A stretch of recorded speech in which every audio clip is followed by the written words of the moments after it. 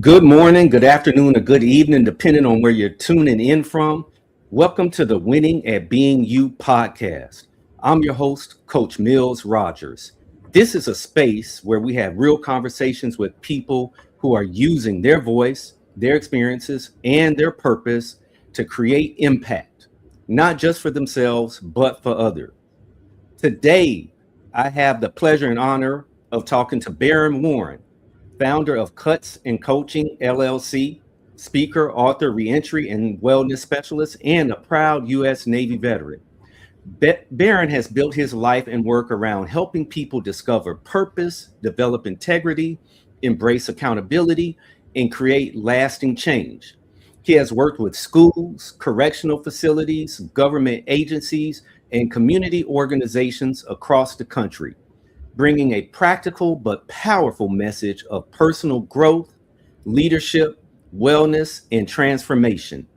He is the author of the 5 Steps to Manhood and the creator of the 5 Steps to Reentry and Males to Men programs. Through his work, Barron has impacted youth, incarcerated individuals, educators, professionals, and communities by helping people move from where they are to where God has called them to be. His model is simple but powerful: grooming males for manhood.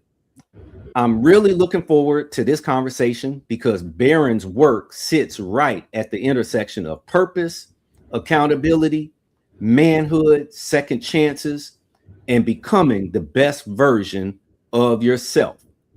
Baron Warren, welcome to the Winning at Being You podcast. Man, what an introduction, Brother Rogers. I appreciate that, man. You can, man, don't be having me blushing on the screen already. I'm too dark to be blushing, brother.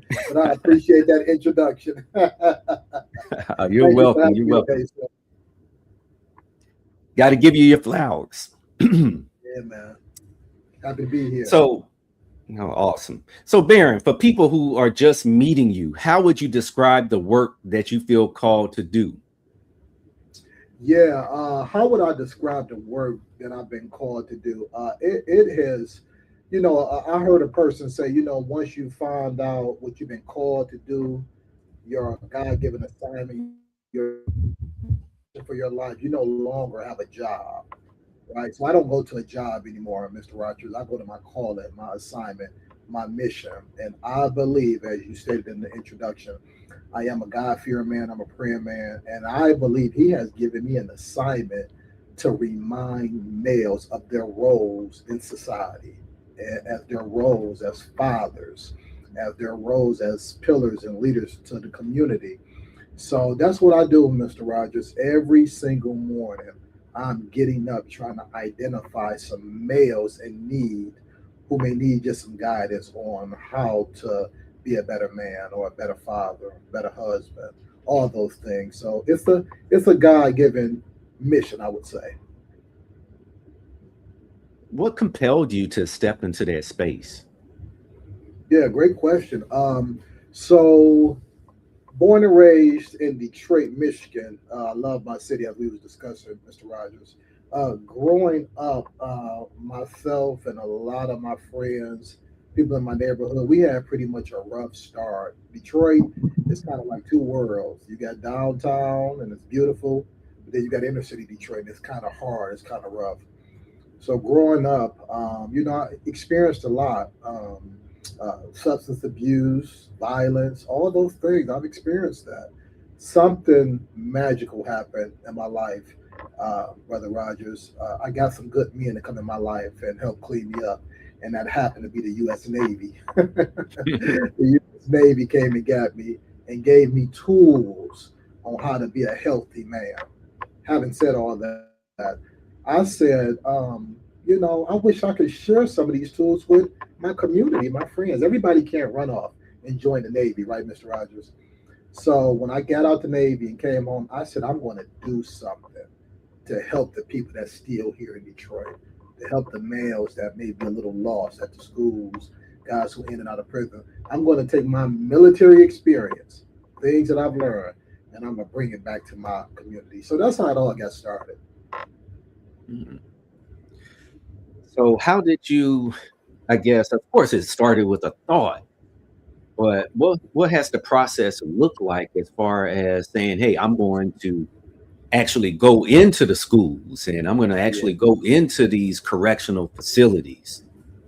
yeah, good question. You know, it's very common when people leave the military. It's very common, Brother Rogers, for them to do something similar in law enforcement, be a cop, you know, work in fire. That's very common. So, believe it or not, when I came out the Navy, I became a correctional officer inside the Michigan Department of Corrections. That was my first job outside of the Navy. When I got there, uh, Mr. Rogers, the warden said, Warren, you're not a normal guy. You're not a normal correctional officer. I'm around there mentoring guys. I'm preaching to guys. I'm doing school training. I was doing everything outside of correctional officer work. So once that fire got lit in me, Mr. Rogers, while I was an employee inside of the prisons, I said, I got to take this show on the road, man.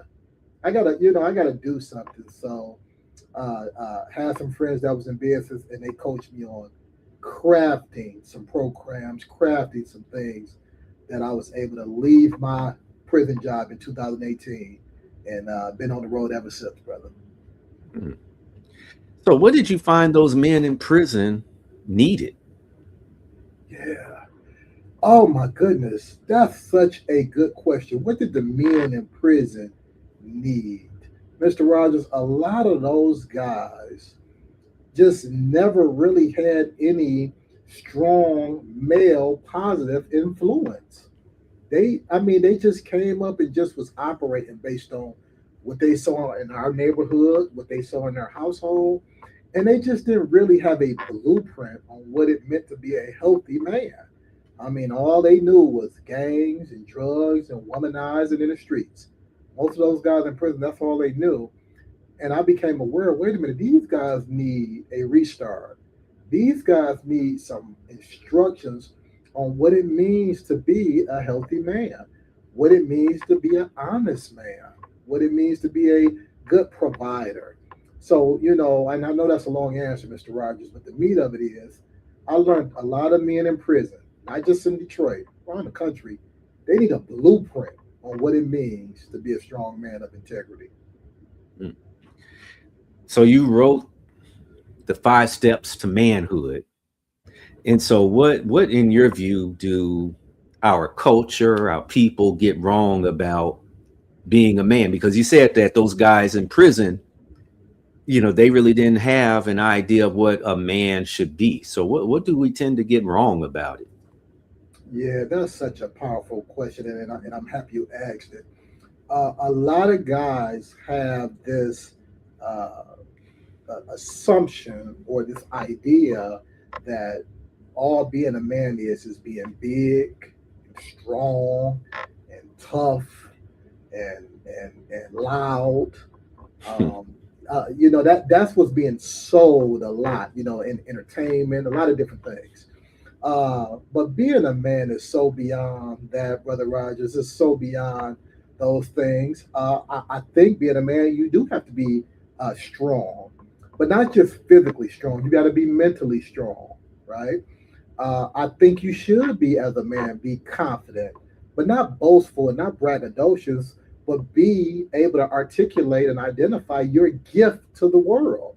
So that being said, and I can go on and on and on, I think some of the things, the qualities of being a good, healthy man, has been twisted, right, and been kind of used for evil in our society. So I'm trying to remind the brothers, Mr. Rogers, on what a man really means. Being a man is being God fearing, being healthy, being sober, being responsible, being honest, being dependable. These are characteristics of what it means to be a healthy man. So I'm on the job, Brother Rogers, to remind the males on what that means.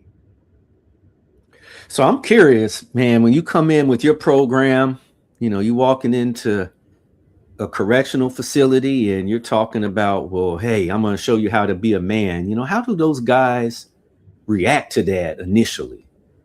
Yeah. Oh, not now we talking. We get into the meat and potatoes now, brother Rogers. I'll put it this way for anybody out there, all the viewers out there. If you've never been inside of a prison before, we can take a little field trip quickly. Uh, I always tell people, brother Rogers, everybody in prison is upset.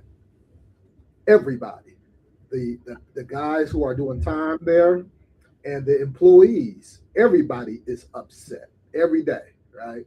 Don't nobody want to be there, especially doing to really quickly their heartstrings really quickly. How do I normally do that, brother Ryan? There's some secret sauce here. I normally have family and children. Most of the men that I know, I don't care how big and tough and strong they are. Most of the guys I know who are in prison, they are missing their families.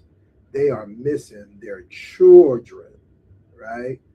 All the guys. So I start conversations there. Hey, sir, don't you want to be a good father to your children?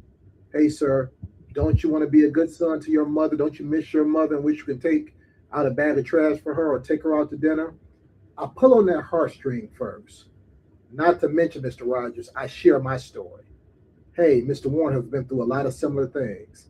And if I can clean up my life, so can you, sir. So I build some trust, put on their heartstring, and then we get right to work, Mr. Rogers. Mm. So, do you ever get, I guess, the pushback of, well, hey, you probably haven't done time like I'm doing, or the system is against me, and all this other stuff that people Yeah, often use as excuses? yeah. Every time I've been in the prison, Mr. Rogers, it's been completely perfect. No, I'm teasing with you. Absolutely.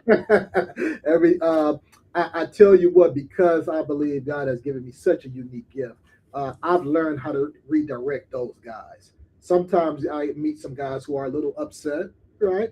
But I would say 80%, about 80% of my audience is very receptive, believe it or not. There's a lot of guys who have owned up and just tired of living that life and want to get back to their families. Yeah, so I don't get a whole lot of pushback, but when I do, I've learned how to even redirect them because where I'm from, Mr. Rogers, in the military, we never leave a man behind. And so, this basically has to do with accountability and, getting these men. And, I'm glad that you said that a lot of them seem to start to take accountability after a while because they get tired of the situations that they're in. So I think, it's kind of surprising, but that's actually really good. And so I'm impressed by that.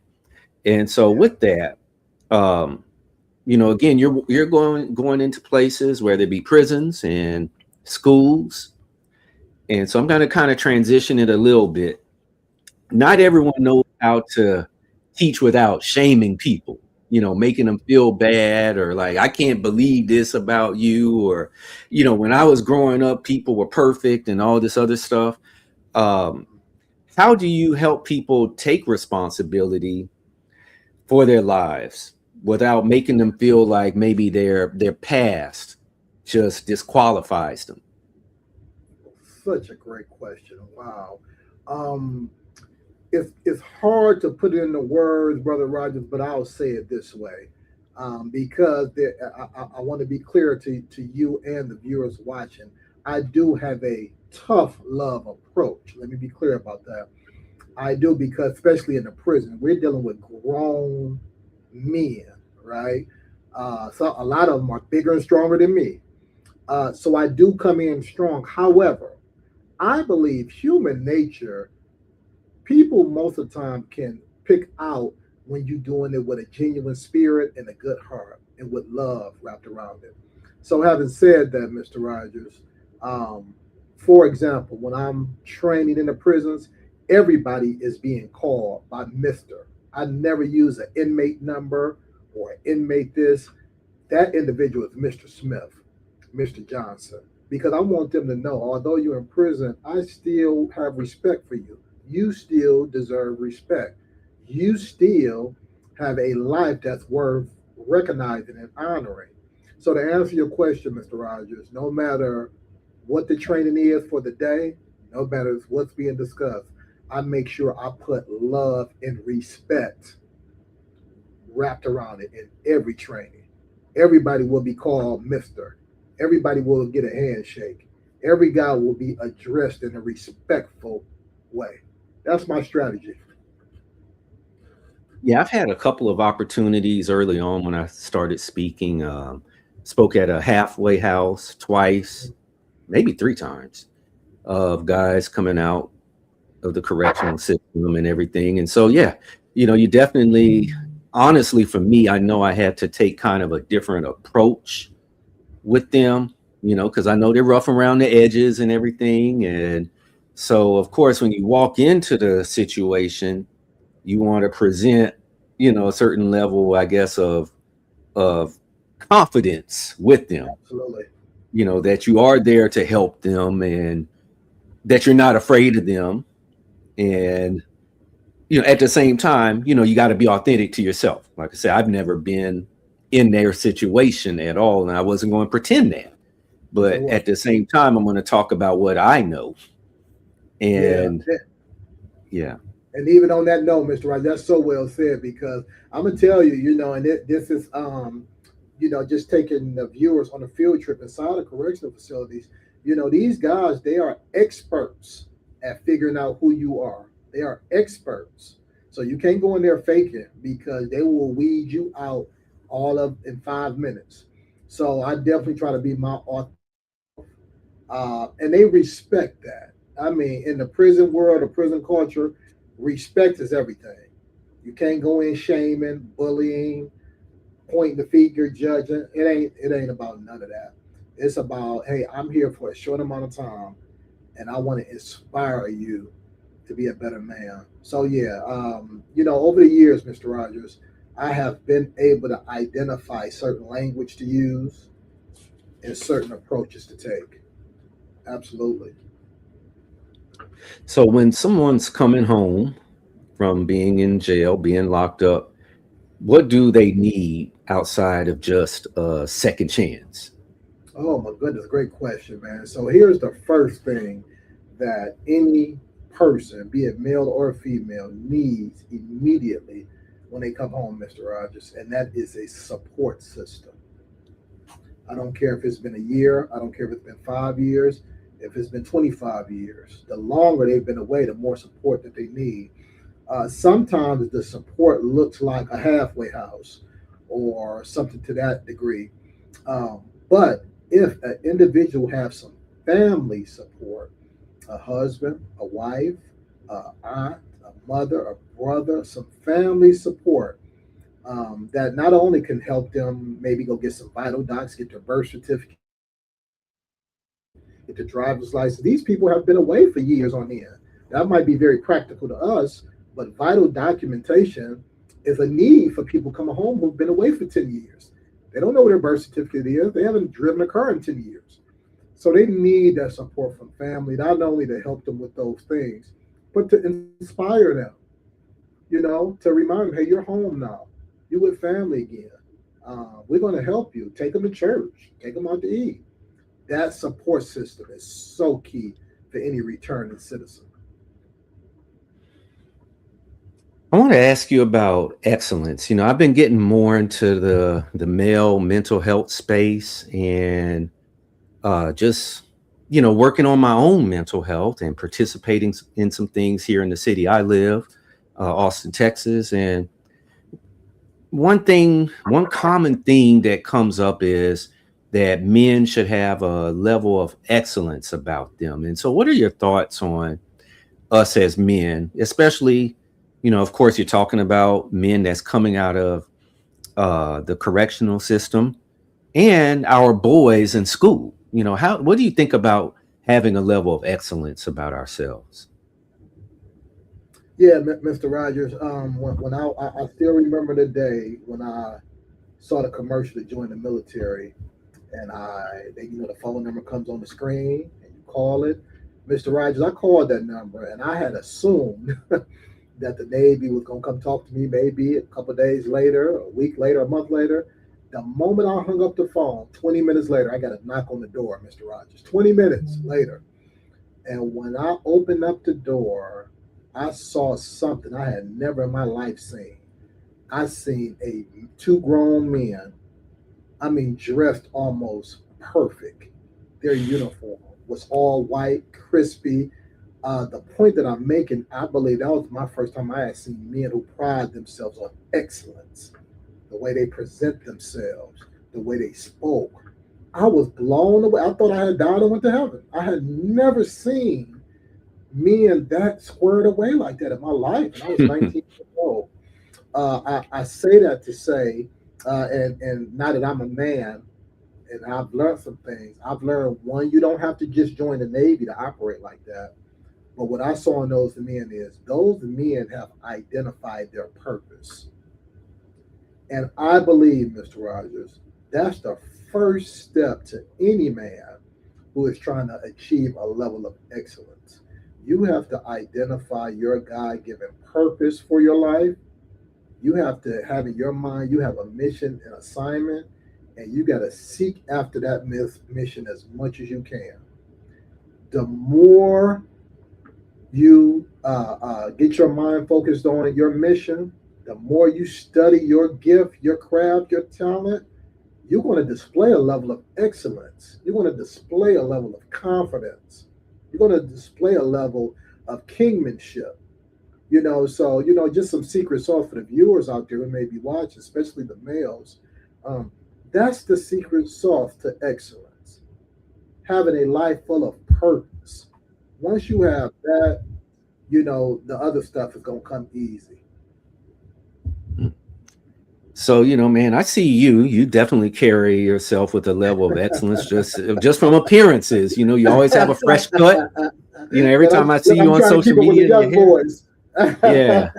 Got the waves going, making people seasick and everything. And just the way that you dress and everything. And so with that, if I'm that guy that, or that kid that, I've struggled with self-esteem, what would you tell them to get them going in the right direction, to maybe start getting them to go in the direction of excellence, carrying themselves a certain kind of way? Yeah, Mr. Rogers, a lot of people ask me all the time, Baron, why did you name your company Cuts and Coaching? That's the name of my company, Cuts and Coaching. I was a barber in the Navy, the Cuts, and now I'm a life coach now. So that's where the Cuts and Coaching comes from, Mr. Rogers. Why do I bring that up? I bring that up is because when I was a barber in the Navy, Mr. Rogers, when I was cutting hair, I learned really quickly that people don't want to just look good on the outside. They want to feel good on the inside. People want to look good on the outside, but they want to feel good on the inside. Having said that, back to your original question, grooming appearance is so important, and it's something that all of us have to somewhat master because it's going to affect our mental health. It's going to affect how we carry ourselves.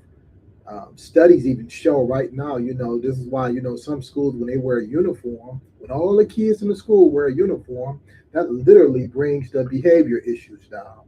It's not a silver bullet, but it changes things because kids operate differently with a uniform on. They just do, So having said that, anybody out there who may be struggling in that area, I would suggest that they get around some people who do that well. Get around some people who can help them with their grooming standards. Learn how to groom yourself better. Learn how to tie a tie like I do the young boys at the school. These things is going to affect the way you carry yourself. And I guarantee you, once you start mastering grooming, once you start mastering how you present yourself, you're just going to become so much more confident and so much more healthy, Mr. Rogers. It's so important. You talked about working with the boys at school, teaching them how to tie a tie and everything. What are some of the things that you feel like we need to pay closer attention to with our boys? Oh my goodness, man. How much time we got, Mr. Rogers? I don't know if we got enough time, brother.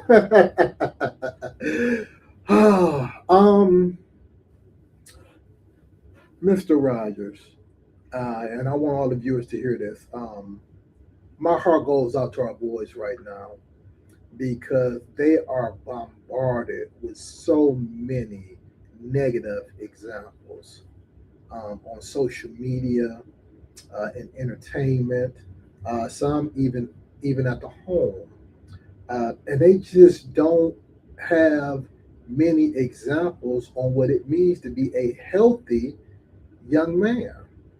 So when the Mr. Warrens come along, the Mr. Rogers, the guys who kind of got it together a little bit, we have to fight. We have to fight against this giant because they being bombarded with so much other things. Mr. Rogers, when I was coming up, brother, we was begging our mothers to go to the barbershop. I used to beg my mother. My mother was poor. She could only take me once every couple of months. These young boys, they ain't thinking about cutting their hair. They get up, hair crazy and all over the place. They just go. The fighting, I could go on and on and on. Having said that, the number one thing that's struggling with our young boys right now, Mr. Rogers, they don't have a healthy example on what it means to grow to be a strong, young, healthy man. So, having said that, to all the viewers out there, for all the grown men out there, we have a job to do.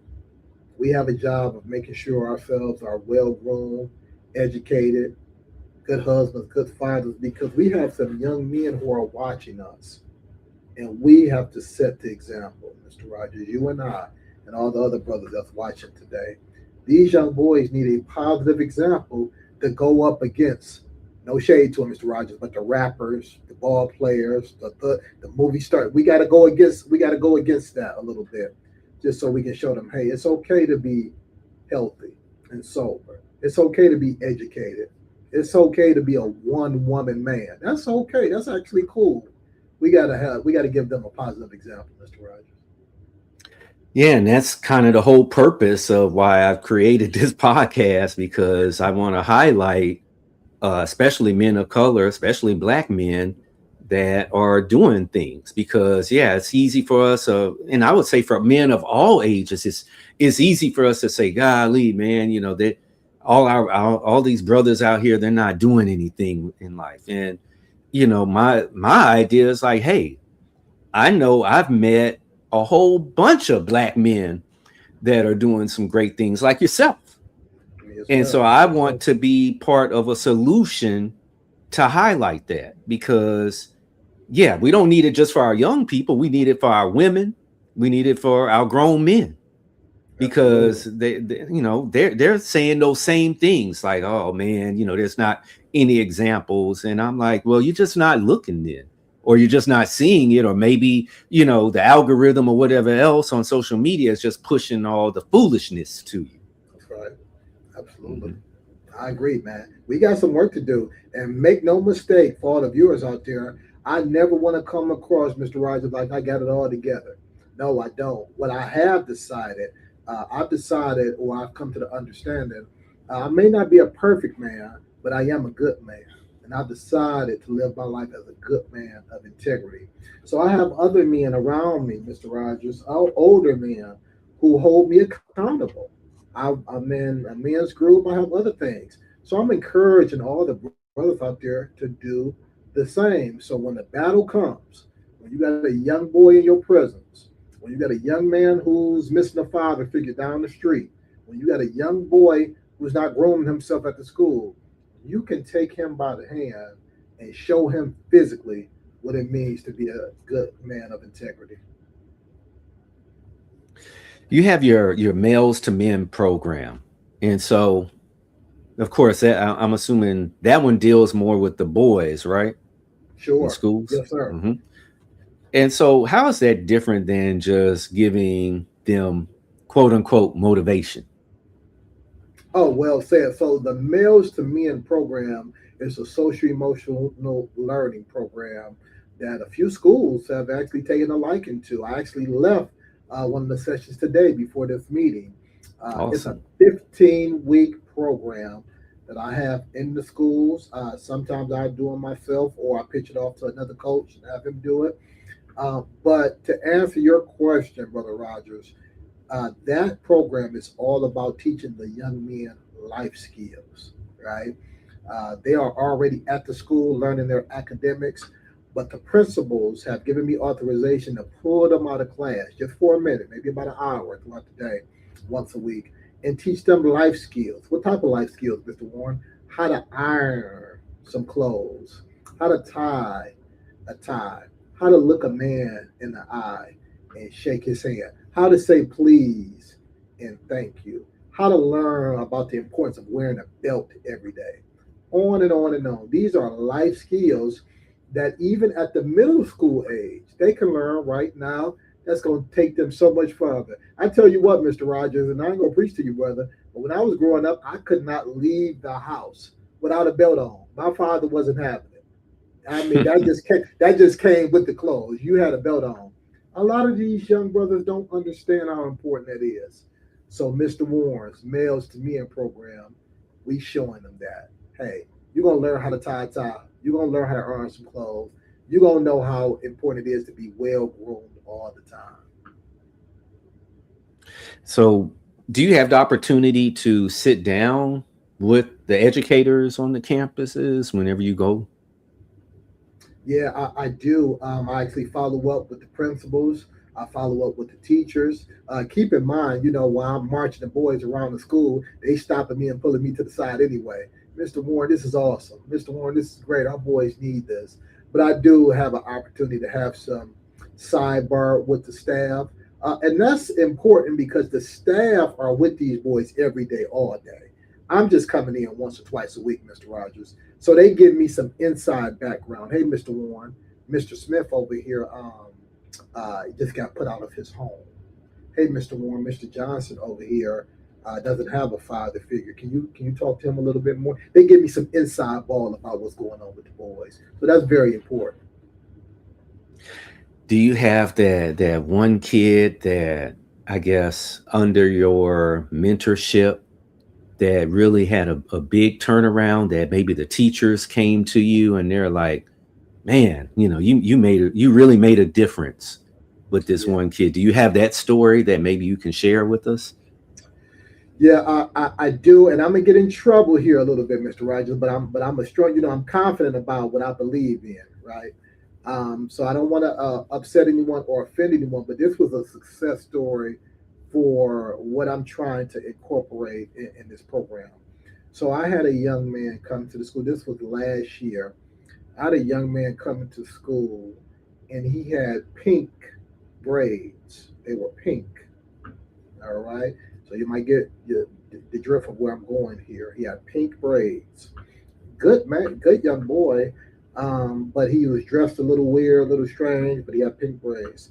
Um, I made it my mission, Mr. Rogers, um, to show him some other options on how to groom himself. This wasn't his real hair. This was like a hair weave or whatever, but he had it in his hair. Um, and I just wanted to give him some other options.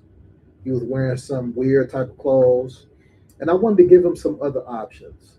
So at the end of the year, I actually have a picture of him. Um, that pink hair was out. He was wearing his natural hair. He had a nice haircut. He had on a white shirt, whiter than mine. His pants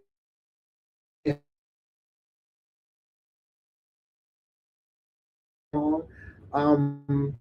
I was very proud of that. My young boys to be employment ready, job ready, success ready at all times.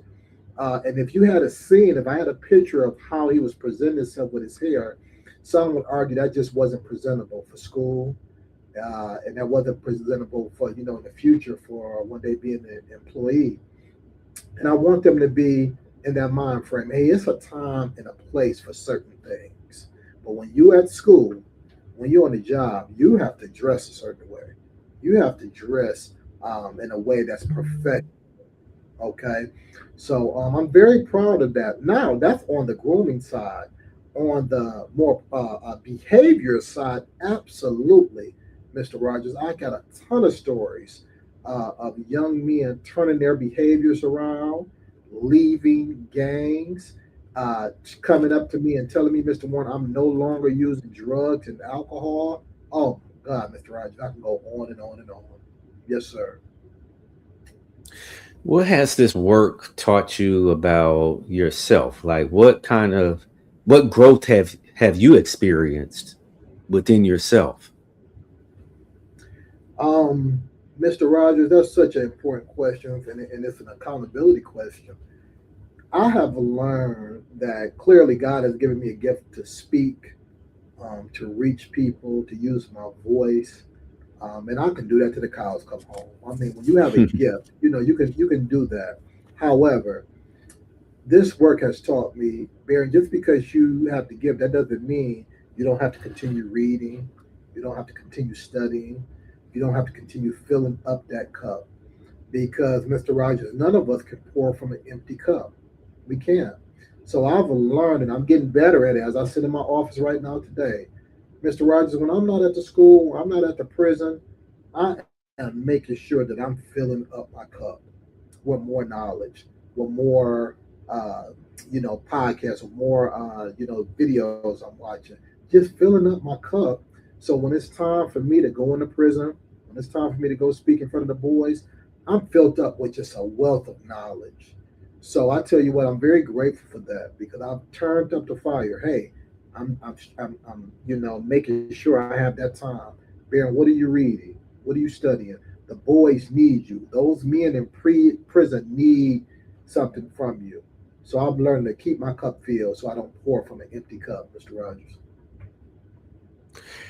What would you say to that man who says that he knows he needs to change, and maybe not somebody that's in the prison system or whatever, but just your average guy, that's out there in Detroit?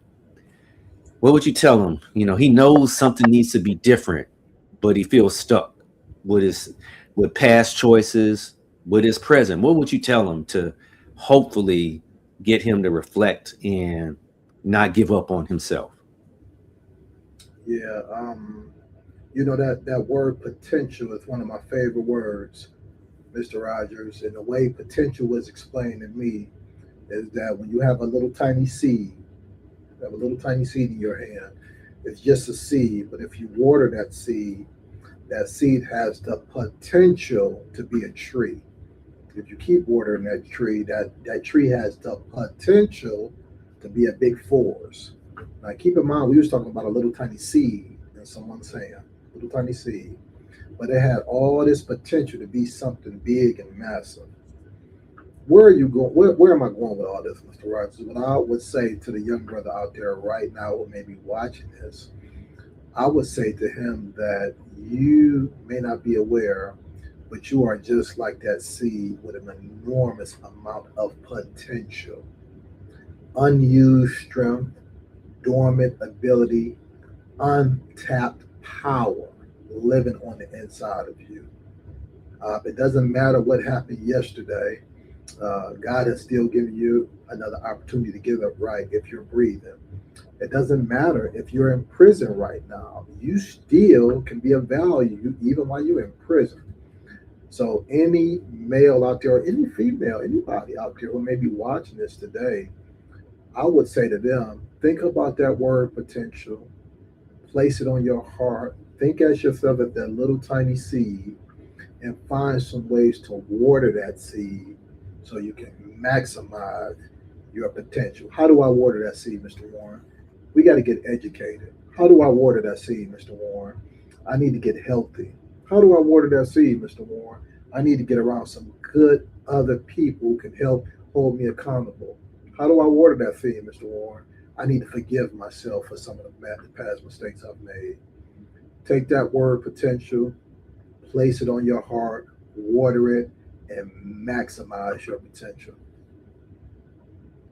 Awesome, awesome. What do you have coming up? Where you going to be? What work you going to be doing? Where you going to be speaking at? And what do you have coming up over the next few months? Yeah, Mr. Rogers, this is my favorite time of the year, the month of June. Today is June 1st, my favorite time of the year because it's Father's Day month. I do a tour called Every Day is Father's Day. That's the name of my tour. Every Day is Father's Day. So for the entire month, Mr. Rogers, I'm going to be all over the place. I'm going to be in Arizona. this week speaking at a conference at 2 prisons on Thursday and Friday.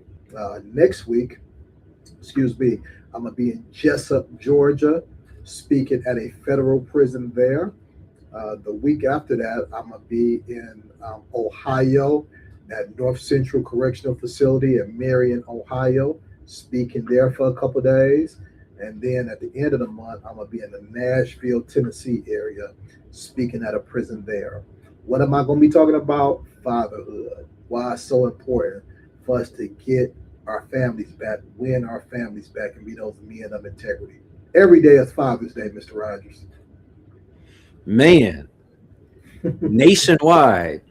He's all over. Actually, he's worldwide. He's actually spoken overseas. And so, this man knows what he's doing. Man, congratulations on all of that, man. I love it. I love it, man. And so, man, I just want to thank you so much for coming on the podcast and blessing us with your wisdom and everything. And I know you got some materials and programs that are out there. And so, yeah, if people wanted to look into whatever you have to offer, how should they go about doing that? Absolutely. So if you are a staff member at a prison, a youth facility, a juvenile facility, you can either Google my name, Baron Warren. You can find all my information there, or you can go to baronwarren.com and just fill out the form and see if I can come in and speak to your male population. If you are a school, you can do the same thing. Go to baronwarren.com, find my information, or you can go to my company website, which is cutsandcoaching.com. You can find me there. Last but not least, if you are a concerned parent, I like to call them the 3 Ps, Mr. Rogers: prison wardens, school principals, and parents. Those are my 3 Ps that I work with. If you are a parent who just may say, Mr. Warren, I'm concerned about my son. He doesn't have a strong male role model. He has one now. You can contact me at cutsandcoaching.com. Maybe we can do something virtual. Maybe we can do something when I'm in the area and just maybe take them out to lunch. Sometimes even one conversation would help. So those are my ways: baronwarren.com, cutsandcoaching.com. Last but not least, Mr. Roger, I'm not for sure if I have a copy close by. I don't think I do. It might be in my little drawer over there. But my mother told me you never come to someone's house without bearing gifts. So with your permission, sir, and you let me know who they be, I wanted to give 2 copies of my book, The 5 Steps to Manhood. I wanted to give them to 2 of your viewers, whoever you choose. Maybe you can contact me and give me their mailing address or something like that. But I wanted to share 2 copies of my book with your viewers for viewing today. Okay. Yeah, I will definitely do that. Man, Absolutely. that is awesome, man. So yeah, 2 of y'all are going to get copies of his book. So Brother Baron, man, great episode. I appreciate you coming on again, just blessing us with your wisdom, being open enough to share it, share your experiences. And man, it was so good. And thank you as well, Mr. Rogers. Make no mistake, folks, Mr. Rogers is the man. One thing I love, if I can brag on Mr. Rogers just for a second, one thing that I admired about him, we all have our own style. But one thing I've always admired about Mr. Rogers is his gentle touch. He has a gentle touch, even interviewing me today. But I've watched him on videos. I've watched some of his trainings. And that's important. There's a lot of mean people out here in the world right now. So, Mr. Rogers, I just thank you, brother, for showing the world that it's cool to be nice to people. It's cool to respect people. And, brother, you keep doing what you're doing because you are a star. We all see it, brother. Oh, man. Well, thank you, man. You're going to make my head like that. Now I'm going to be able to walk through the door now, man. No, I'm just playing. I appreciate that. I'm just trying to be me. I've learned that I got to be okay with who I am, and I'm going to do me. I'm not worried about what these other cats are out here doing, and I'm going to be true to myself, and it's worked. So, God's giving me that confirmation. So, I'm just going to keep working it. Absolutely, absolutely. We're happy to be on the front lines with you, and don't forget about me. I'm confident our paths will cross each other soon. I'm confident. Oh, no doubt, no doubt. You know, you'll probably be down here in Texas before I'm up in Michigan, but hey, we never know. So, I got a man, chili dog and chili fries waiting on you. We eat chili fries and chili dogs every day, Mr. Rogers. Baron, thank you so much for coming on. As I love to say, change happens one person at a time, 1 second at a time. Keep winning at being you. Let's go. Thank you, Mr. Rogers.